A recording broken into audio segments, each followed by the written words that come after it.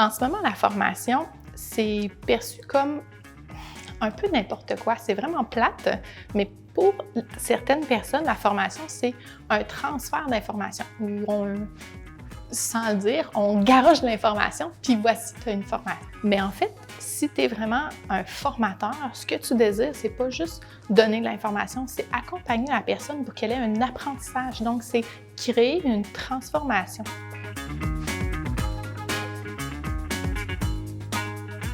Un apprentissage, c'est un résultat d'un changement. Donc, une formation ne peut pas être juste envoyer de l'information. Une formation doit être un accompagnement à l'apprentissage.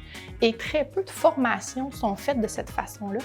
Et c'est pour ça que des fois que la réputation de la formation, surtout de la formation en ligne, parce qu'il y a beaucoup de personnes qui se sont lancées en formation en ligne sans nécessairement de background, puis c'est bien correct, mais plus on va améliorer la qualité des formations qui sont faites, autant en salle, je vous le dis, qu'en ligne, plus ça va faire en sorte que les gens vont apprendre, vont être satisfaits de leur formation, vont avoir dans le fond des changements dans leur vie. Parce que si tu as appris quelque chose pour vrai, il y a quelque chose qui va se développer, qui va changer, tu vas avoir des résultats différents.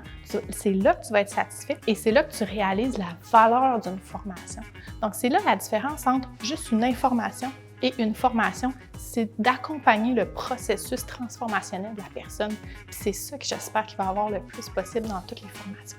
Pour devenir un bon formateur, ça prend premièrement un désir de transmettre ses compétences, ses connaissances. C'est quelque chose qui est intrinsèque à soi.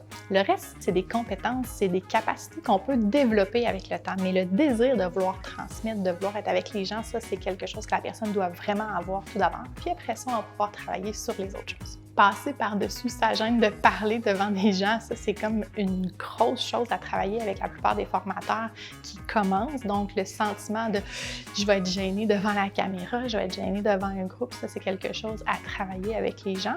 Mais pour ça, ça prend aussi, dans le fond, on va appeler ça des soft skills, là, quand même une capacité à être à l'écoute de son auditoire, à vouloir, dans le fond, faire en sorte que les personnes à qui tu es en train de t'adresser apprennent pour vrai. Puis ça prend vraiment de l'écoute, puis on va dire de l'écoute active.